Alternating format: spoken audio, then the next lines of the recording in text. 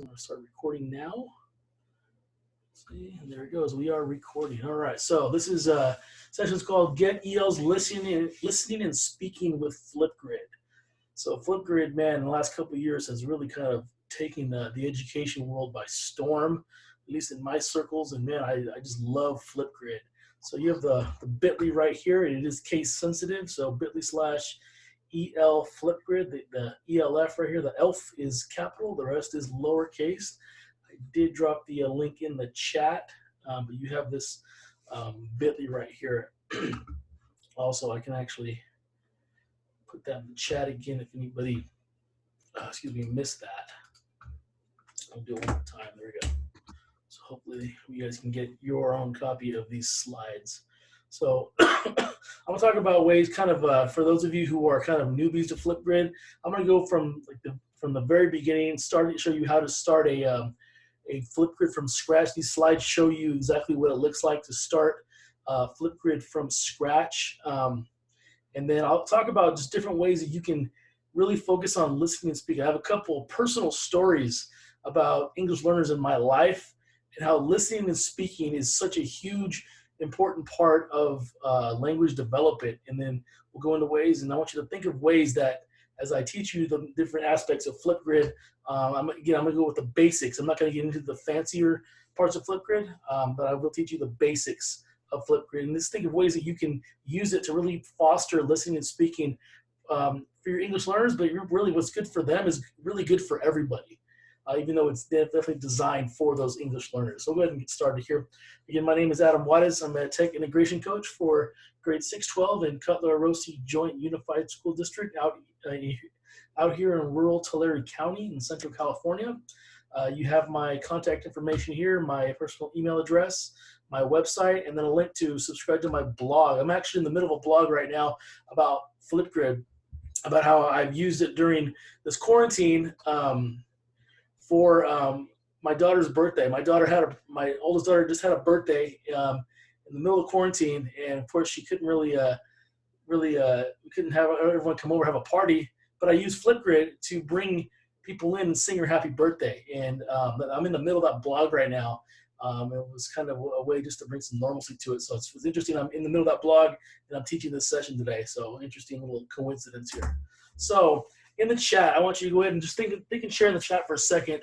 What are you most interested in learning in this session? What do you want to learn the most about Flipgrid? This will help me kind of augment my my workflow here. I can better support your needs. So in the chat, I'll give you guys a minute or two to think about that and type out there what you want to learn about Flipgrid. So go ahead and take a minute and drop something into the chat. That would be awesome.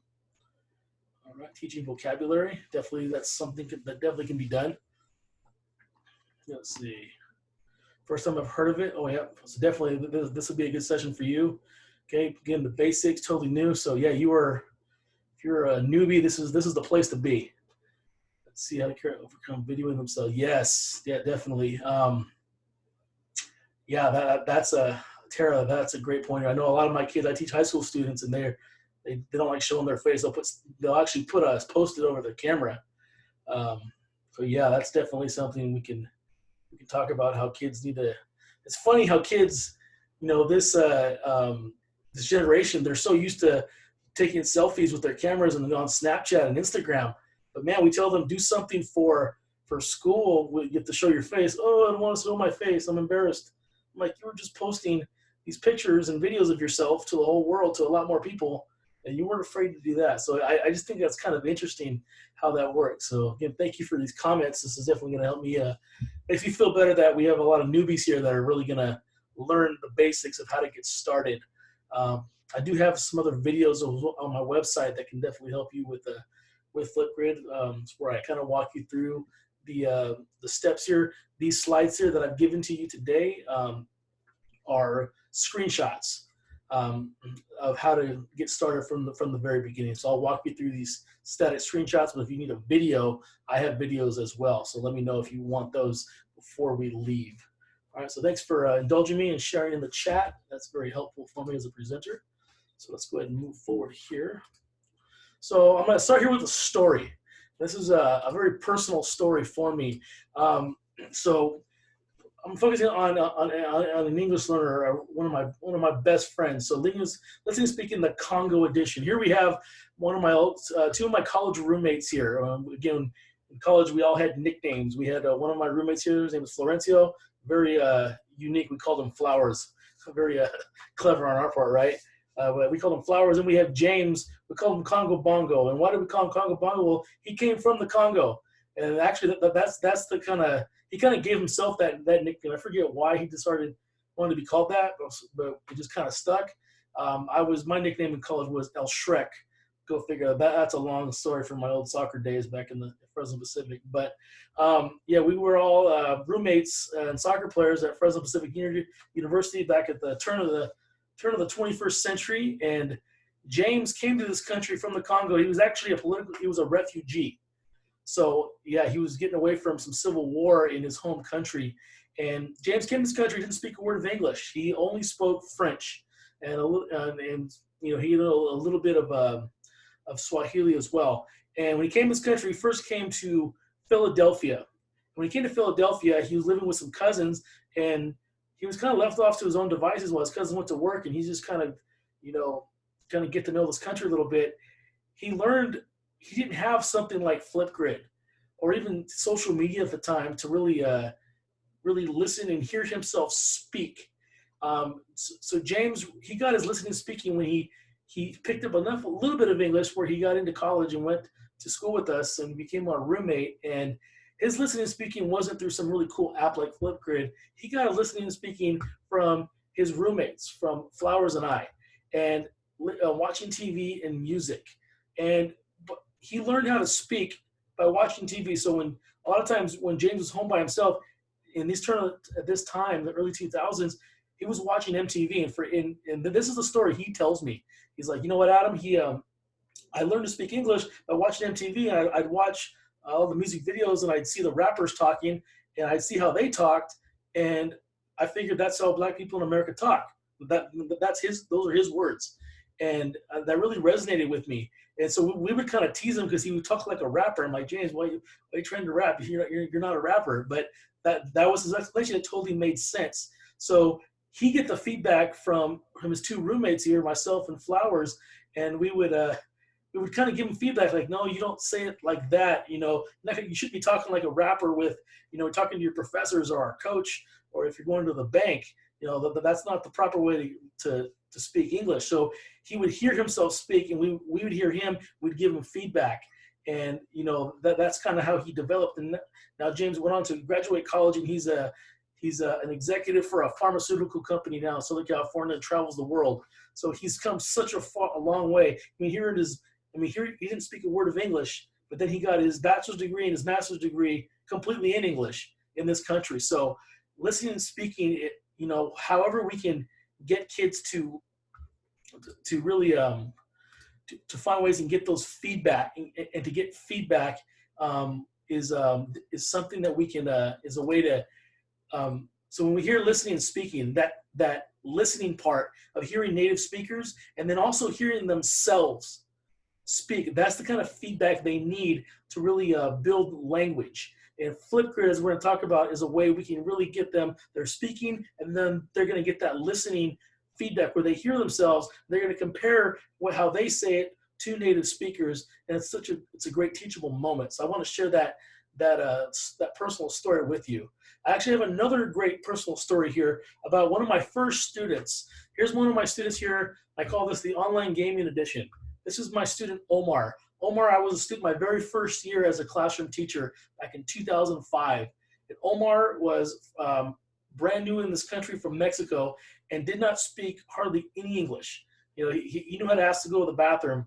That was pretty much it. He knew yes and no, how to go to the bathroom. Can I get a drink of water? He knew that much. And Omar, you know, this is him today. And it was about a year ago, we connected with Omar on Facebook, and I was doing a Facebook Live session with my wife. We were doing a Facebook Live. I forget what we were talking about. And Omar jumped on at Facebook Live, and we're talking about learning languages. And he was telling us how he learned how to speak English so much better when he started playing online games with all these people who were English speakers. He could hear them speaking, and he would try to emulate them within like in a very comfortable setting. So he said that he was very comfortable because I was with my people, I was with my fellow gamers, and hearing them speak about what I was interested in helped me become more confident. And if I wanted to win, these online games, then I had to really practice and say things better, pronounce and learn the language to compete better. And he said that was the biggest thing that helped him learn English the most. And I think Flipgrid, like online gaming, this is a kind of a little niche, a kind of a safer space for people to practice their language in a way that they're going to get that immediate feedback. So again, another personal story here, how Omar learned English by listening and speaking in a very natural, organic way, something he liked, which was online gaming. And I think Flipgrid can give us a similar opportunity for kids to practice those listening and speaking skills as they develop with English. So I want to thank you there for listening to a couple of my personal stories there, and how technology has helped people learn English, and just how listening and speaking, whether with tech or without tech, is such a key component of language acquisition. So we're going to go ahead and start here from the very beginning. We have a number here of people who said that you guys are newbies. So we're going to go through here the next half hour. We're going to fly through this. I wish we had more time, but we're going to fly through all the steps to setting up Flipgrid from the very beginning. So right now, if you were a first timer, you've never set up Flipgrid, you just heard about it and you're interested, here we go. So what you're going to do, you're going to go to flipgrid.com, and it's going to look like this the very first time that you get there, and you're going to click right here where it says Educator Sign Up. Okay, in the future, you'll hit Educator Login, but first timers, you're going to hit Educator Sign Up. So once you get to once you click Educator Sign Up, you're going to see this pop up right here, and you're going to sign up with Google if you're using Google. If you use Microsoft, you can use Microsoft, but usually most people in education, at least in California right now, are using Google. There aren't too many Microsoft districts, but Microsoft actually owns Flipgrid. I remember Flipgrid came out a few years ago. I was so jazzed to use it and excited about it. And then I found out that Microsoft bought them out. I'm like, oh man, I'm with Google. Are they gonna kind of like lock us out? Like, no, they're keeping it real. They're allowing anyone with a Google account or Microsoft account to sign up.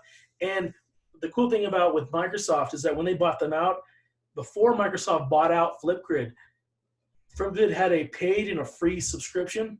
So you couldn't get all the cool stuff with the free subscription. When Microsoft, with all their billions of dollars, bought them out, they made it completely 100% free for everybody. So there's no subscription cost. There's no premium with Flipgrid. It's one Flipgrid for all. Thank you to Microsoft. So choose whichever account you want to log in with. For me, it's Google. So then you would choose your account. Again, remember, if you're signed into Chrome with multiple accounts, make sure you choose the one that you want to sign into Flipgrid with. I would say use your teacher account, not a personal account, because if you sign in with your teacher account, the one you're using with your kids, the advantage of that is if you're using Google Classroom, you can link your Flipgrid topics to Google Classroom. You can push them right into Google Classroom, and I'm going to show you exactly how to do that. So again, if you're logged into to Chrome and multiple accounts, make sure you use the one that is that you're using for Google Classroom, for your work account. All right, so once you have chosen your account, first timers, here you go. You're going to see this next. So my name isn't really Flipgrid. That was just the dummy account that I was using when I was making these slides earlier. So you got to put your first and last name, your country. Here you're going to have a drop down and give you the grade and age of your learner community. So it's something like if you're doing like K2, 3, 5, 6, 8, 9, 12, college, whatever your assignment is. Again, you have to put your date of birth. So that's some personal information you got to throw in there, and then you click Let's Go. So once you get there, you're going to get this Welcome to Flipgrid pop-up, and it's going to give you the kind of the 3 steps that you're going to be doing from this point on. So this is kind of a preview of what you're going to have to be doing next, and then you're going to go here and start my grid. So I'm going to define what that means in a second, what your grid is. So a grid is like a class in Google Classroom. So if you think of in Google Classroom, each class you make, in Flipgrid, it's called a grid. So if you're teaching multiple class periods, if you're in secondary, if you're in elementary, and you have different groups of kids, you're going to want to create a different grid for each group of kids that you teach. The same way you have a different class in Google Classroom for different groups of kids. So again, there's that kind of like that parallel. In Classroom, it's called a class. In Flipgrid, it's called a grid. So I would definitely, and the reason why I say create multiple, one for each group of kids, is that you want to, for your grading purposes, if you want to grade their responses, then you kind of keep groups of kids separate from each other, and it just makes it easier for you to manage those grades. And I'll show you what I mean once I show you how to set this up. So again, I mean, what do they do in Flipgrid? I'm going to go ahead and show you that in a second. So your first time, you're going to create your first grid. Here you need to give it a name. So they give you an example of here, what you want to call it. Could be by period, by subject, however you want to name it. There it is. And they give you kind of 3 different grid types. The one that I think is the easiest, at least in my experience, is the third one right here, educator learning community. Even though I'm working with students, this is the one for me has been the easiest to set up. So I definitely would suggest using this one right here. So it's just quick and easy for me. So that's my recommendation. Choose that one, and then you're going to go ahead and click next. So once you click next, you're going to get this pop up, and it's going to ask you if you want to add a password, and this is completely, totally optional. You don't need to add a password. For me, I don't normally turn on the password because I'm working with students within my Google Classrooms, and pretty much I'm sharing them a link. So the kids that I want to leave videos on my Flipgrid, they're going to get it, and it's not going to be public. If you're going to do something that's more public, where you're going to share the links to your Flipgrid topics beyond the 4 walls of your classroom, then you may want to have a password on it. But if you're just sharing these prompts with students via Google Classroom, you don't need to have a password. So for me, most of the time, I leave that. I leave this turned off, and then I go ahead and click next. But if you feel like, I just feel more comfortable with the password, go ahead and put one on there. Just make sure it's something that's easy for kids to be able to recognize and deal with. So once you set that, you choose whether or not you want to have a password, then it's going to say this: your grid is ready. So this is the link right here to your grid. So your grid, again, is like a class in Google Classroom. And if you were to give this link to your students through Google Classroom, through Seesaw, through email, however you communicate with them, then they'll be able to see all the different prompts that you are posting. So they can see them all at once. So you have a couple options. You can give them a link to the grid to see all the posts at once, all of your posts, or you can give them individual links to individual posts.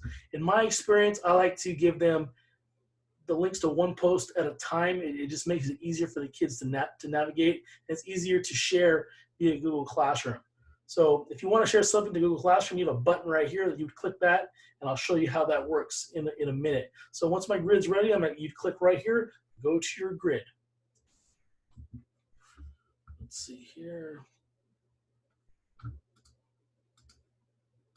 Oops. All right. So once you get to your once you've created your first grid, oops, there we go. You're gonna be on the page that says my grids right here, and it's gonna have that first grid open. This is the first grid that I made. This is a test one that I made earlier today for this session. So on my grids, it shows you all the different ones that you've created. So in this case, you'd only have one. The first one here that I created, I just affectionately called it my class. So every time you create a new grid, there's always, by default, there's this say hello on Flipgrid topic. Now the topics right here, these are the prompts that you give to students to respond.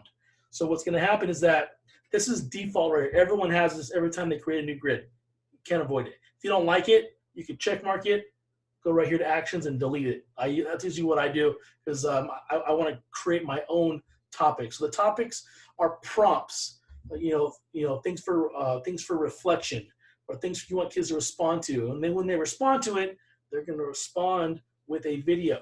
So when you want to create your own topic, if you don't want to use this kind of introductory one that they force upon you, you can delete this one and you can go ahead and add a new topic.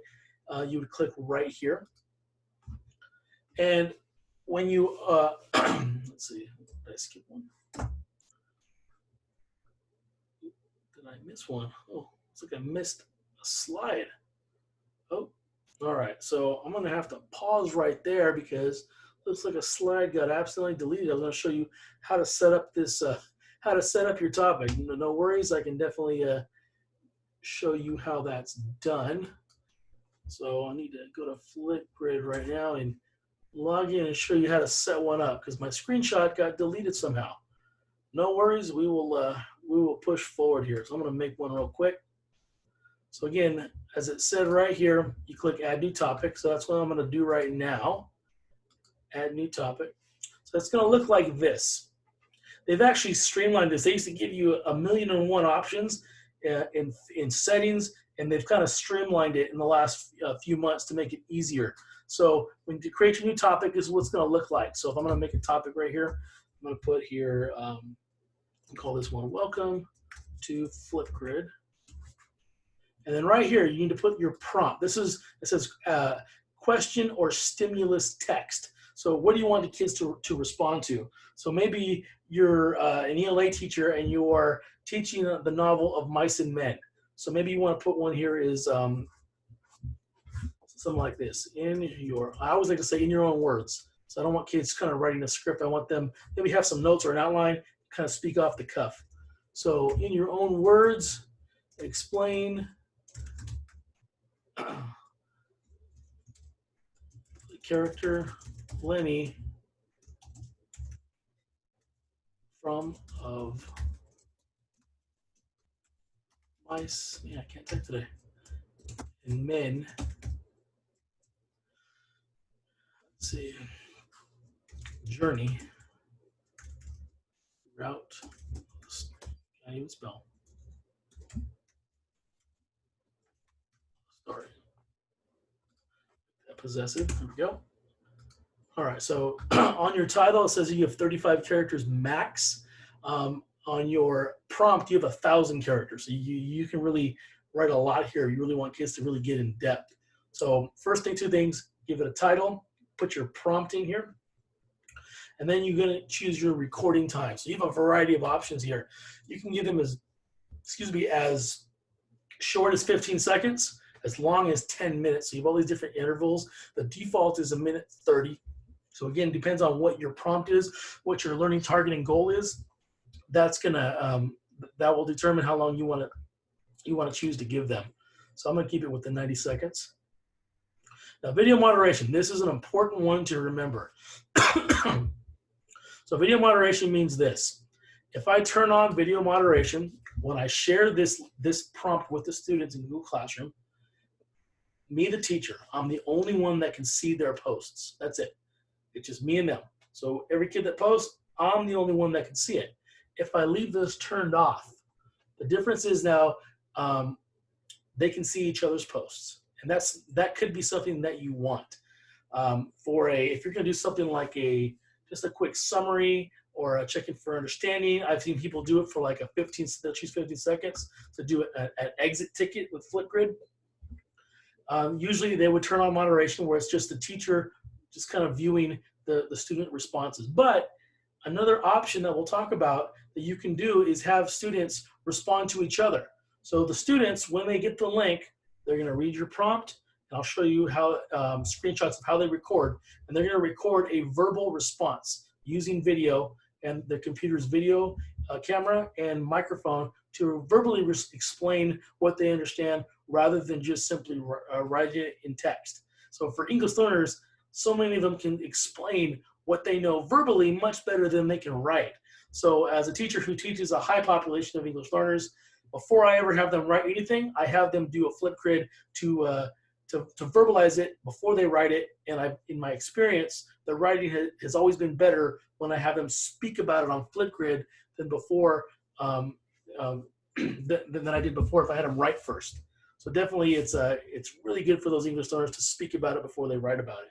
So If I have the video moderation turned off, what could happen is I could say, all right, so I could put here in the in my instructions here, I could say something like this is respond to at least 2 other classmates who have different ideas than you. So now the way it goes, let's say that that little Susie is the first person to post her Flipgrid.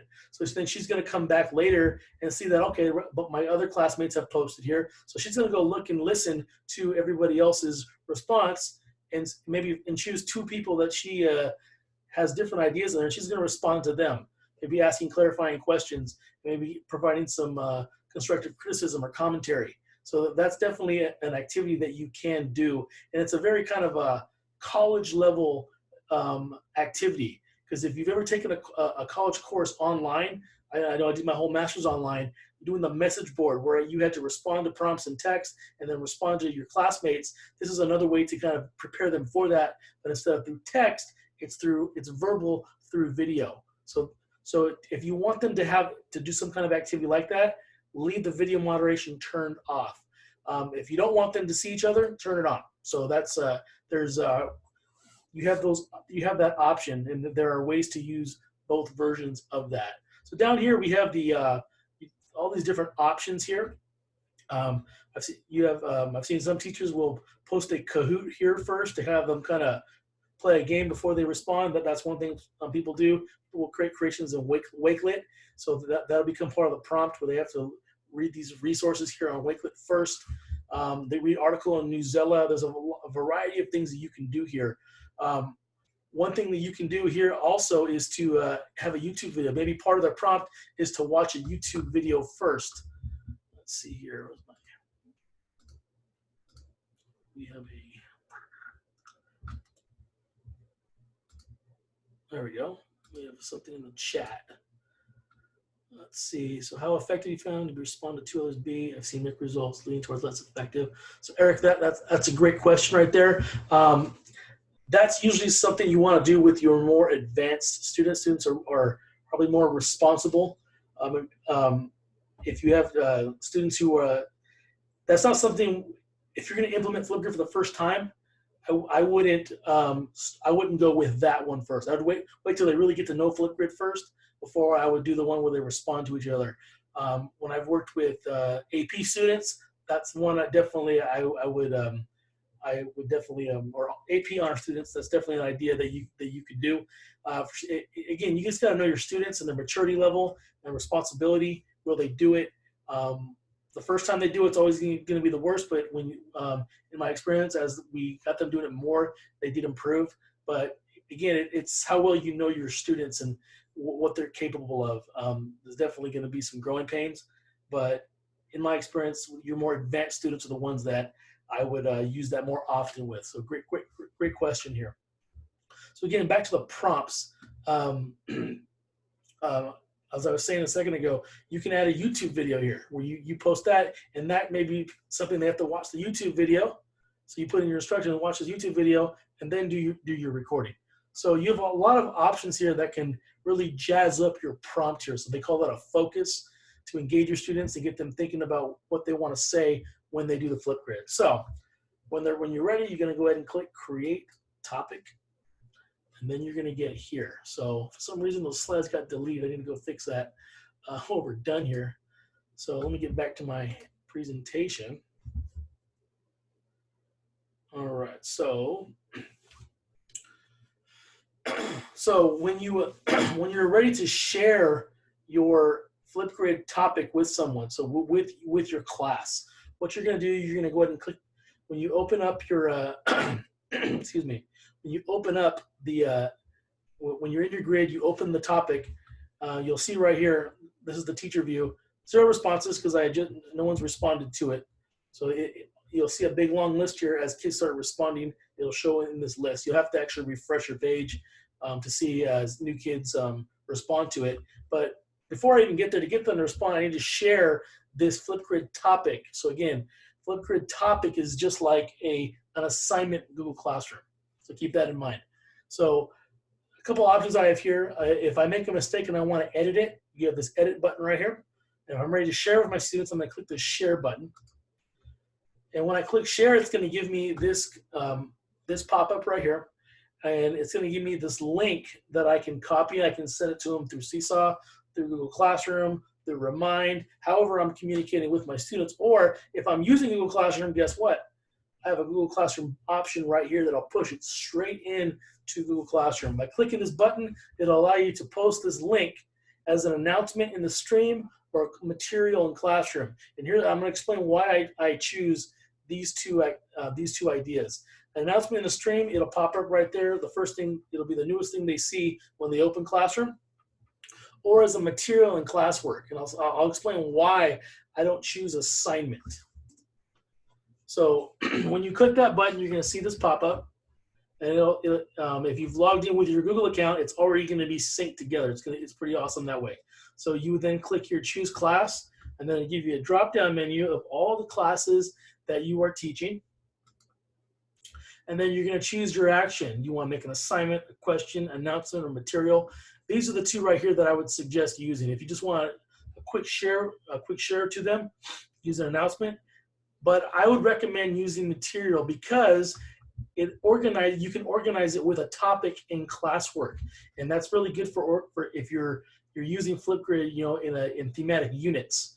If you in your Google Classroom classwork tab, if you're organizing all their different assignments with topics that correspond to units, and Flipgrid's part of this, you can organize it there, and it really organizes it well for you, the teacher, and the student. So my recommendation is to use material because you can organize it with the topic in Google Classroom. So here's an example when I choose material. So I'm going to give it its title. Again, I'll throw some instructions in there. And here's the link that gets posted there automatically. And right here is where I can create a topic. So if I'm doing a lesson or a series of lessons or a unit on the mice and men, and I have that topic in Google Classroom, I can choose that topic right here, and it organizes it for myself and the students in Google Classroom's, in Google Classroom's Classroom tab. And then I would simply click Post.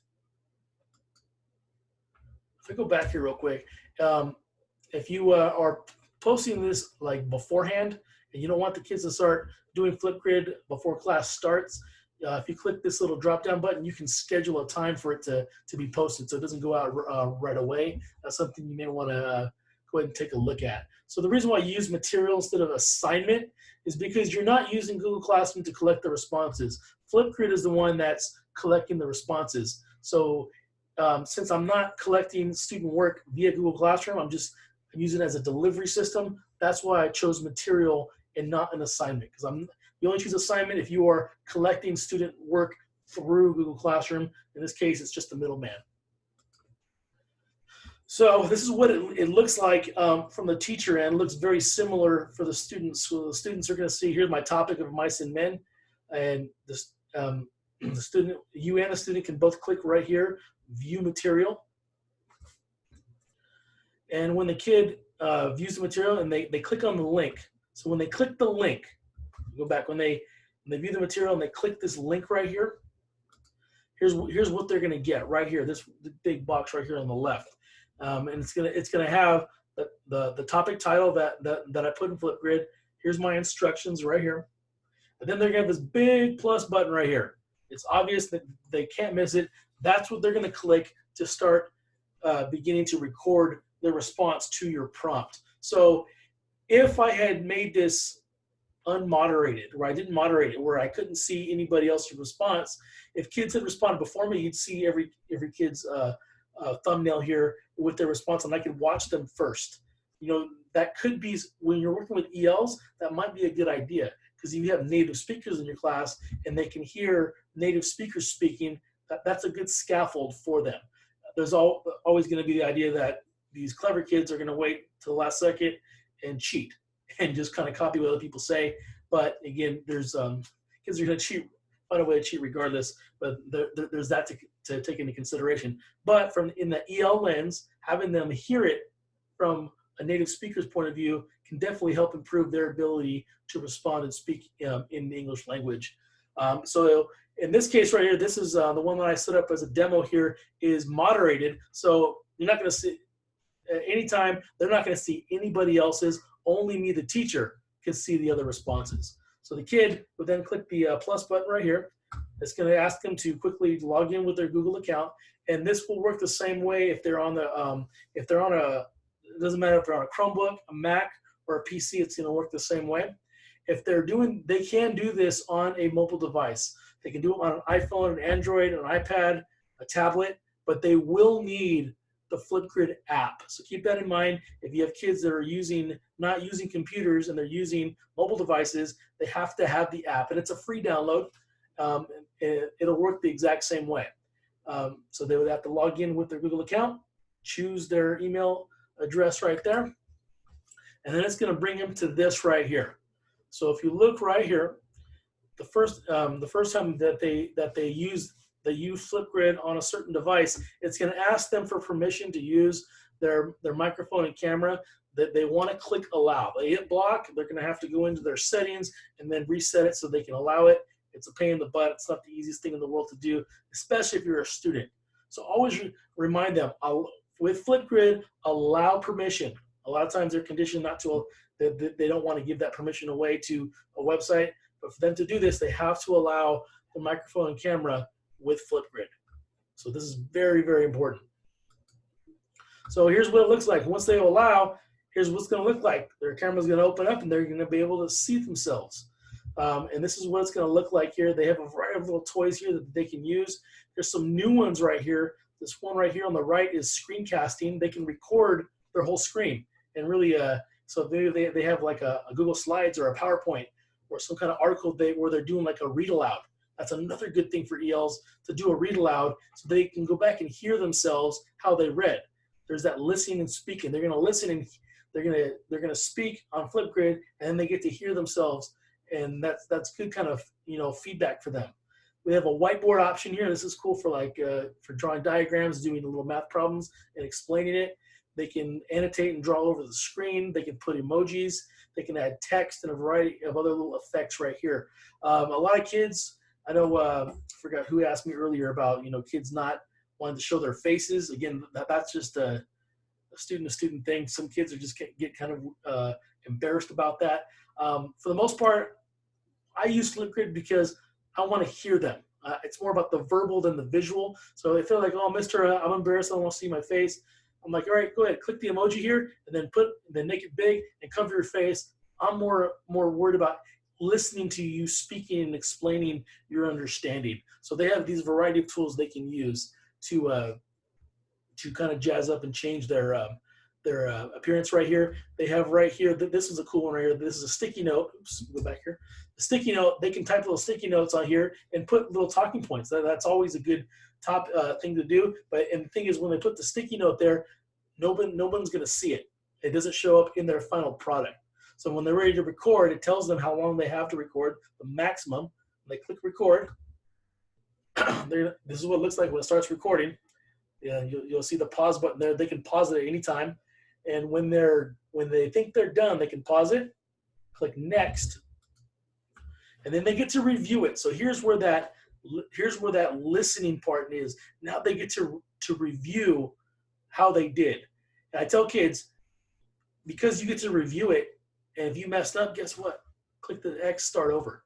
It takes you right back to the beginning. You can start over. No one's going to know how many times you messed up because you're only going to turn in the best version of yourself. So they get to review it. If they didn't like it, they can click X here and start over. If they say, you know what, that's cool, I'm satisfied, boom, click next. So again, the review is that listening and speaking opportunity. They're going to hear themselves with the language.